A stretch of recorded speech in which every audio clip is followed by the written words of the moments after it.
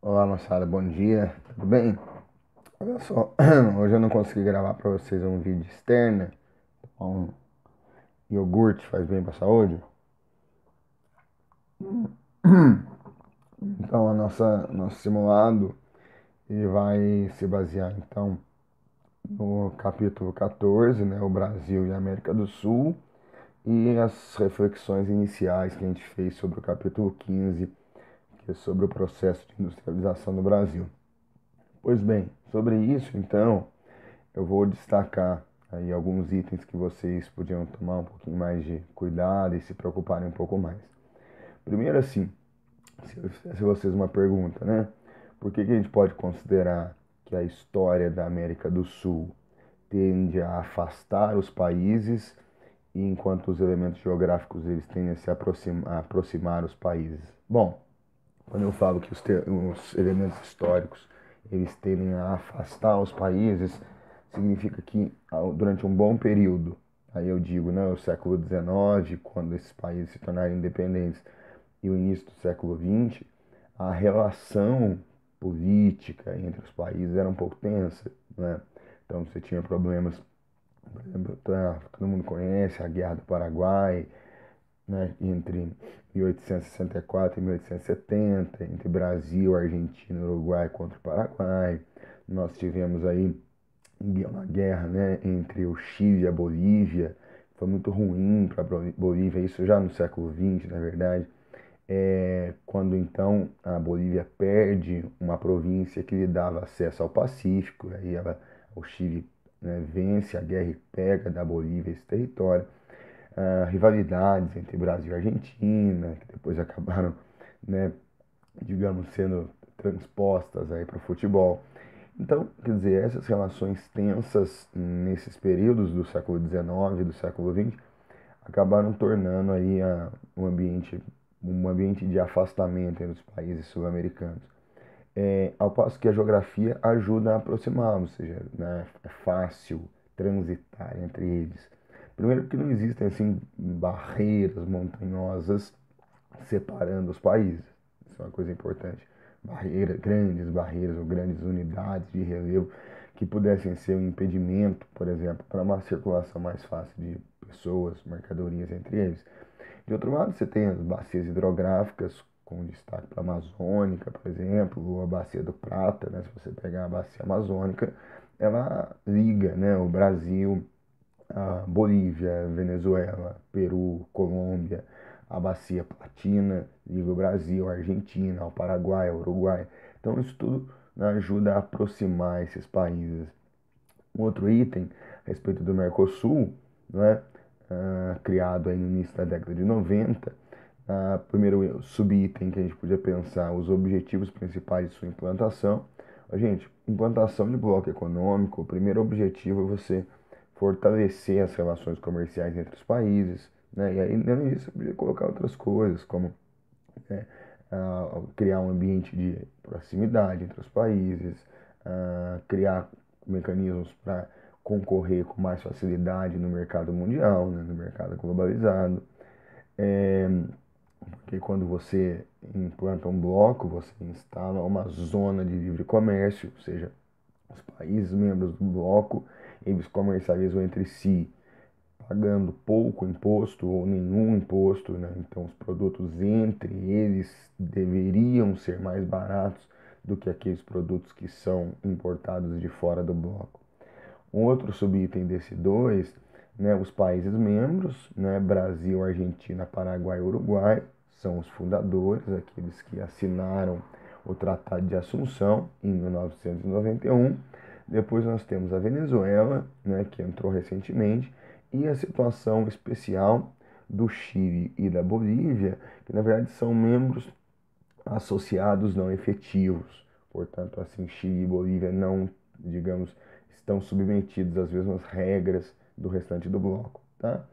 É, por que que, se a gente pergunta assim, por que que um país democrático ser democrático é uma condição necessária para participar do bloco? Porque é um valor, uma regra que o bloco impõe. Você tem que ser democrático, até porque as decisões tomadas dentro do bloco são decisões pautadas na democracia, certo? Se por acaso algum país tiver algum evento político que seja considerado não democrático, esse país chega a ficar suspenso ou excluído do bloco, como aconteceu em 2012 com o Paraguai, né? Que teve um problema de ordem, um problema sério, na verdade, de ordem política, né? Com a deposição do presidente, na época, o Fernando Lugo, e a posse do vice Frederico Franco, e se considerou aquilo um processo de golpe de Estado, e o Paraguai ficou suspenso provisoriamente do bloco. Com quais intuitos foi criada a Unasul? Né? A Unasul, na verdade, não é um bloco econômico, né, do ponto de vista comercial.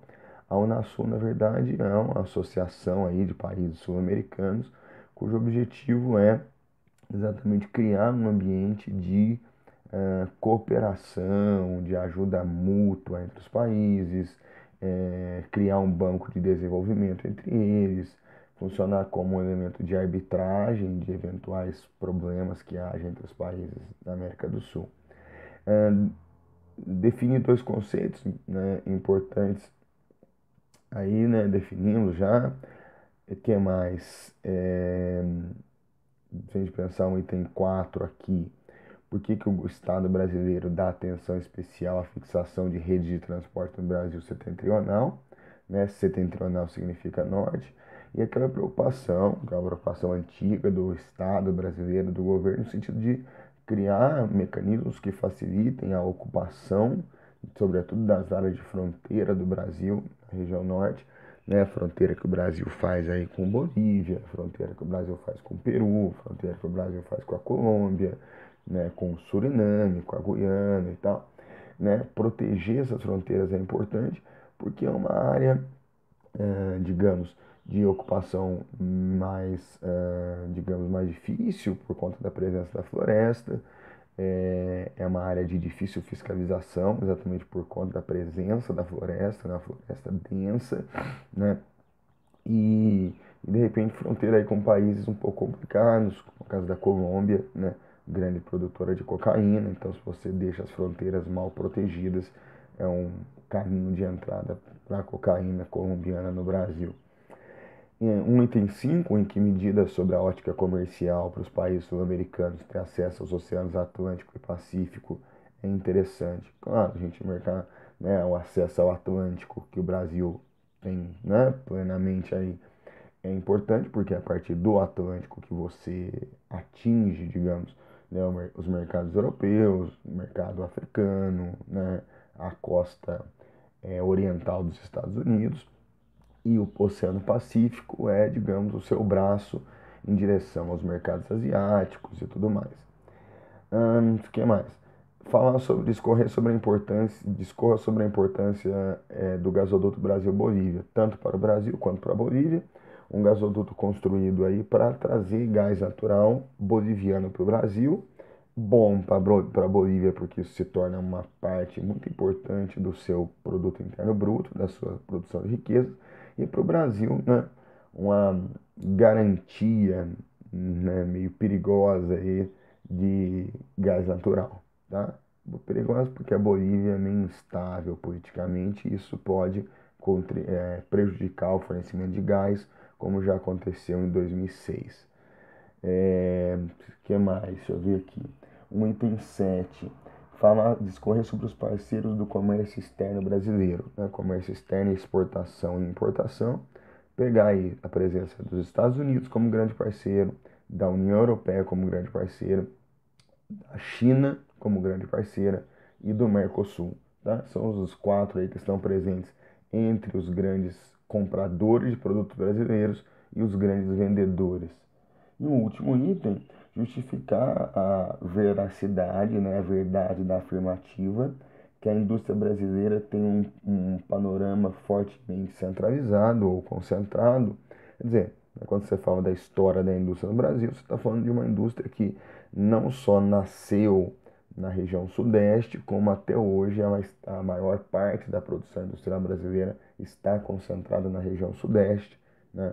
Com destaque para o estado de São Paulo, embora hoje já haja um processo aí de de desconcentração industrial, né? Ou seja, novas áreas também têm se industrializado.